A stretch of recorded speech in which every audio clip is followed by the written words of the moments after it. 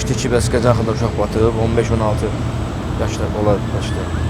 Oğlan uşağı batıb, suda çimərkən burulğana düşüb, suda batıb.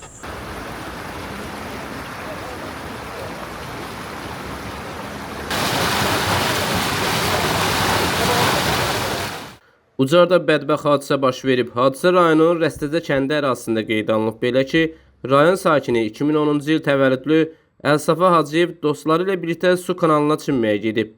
İlkin məlumata görə yeniyetmə çimərkən suda boğulub.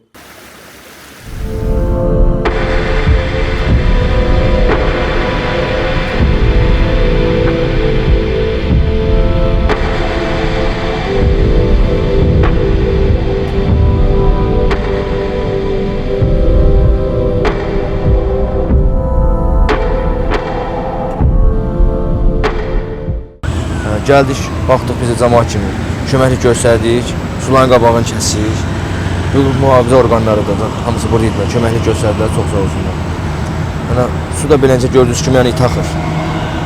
Dedilər, yəni, suların qabağını kəsmişik, bir hadisə 6-7 saata yəni, suların qabağı biləsə kəsirik.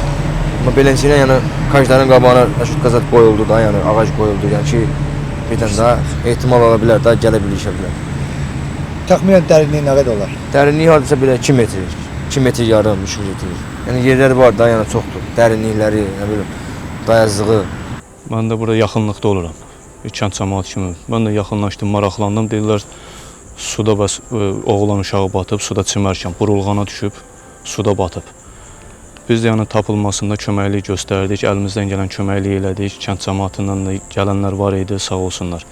Yəni onlar da tapılmasında müəyyən köməkləri olur. Yəni, Nəyinsə qarşısını kəsirsiniz? Bəli, su kanalı vardı.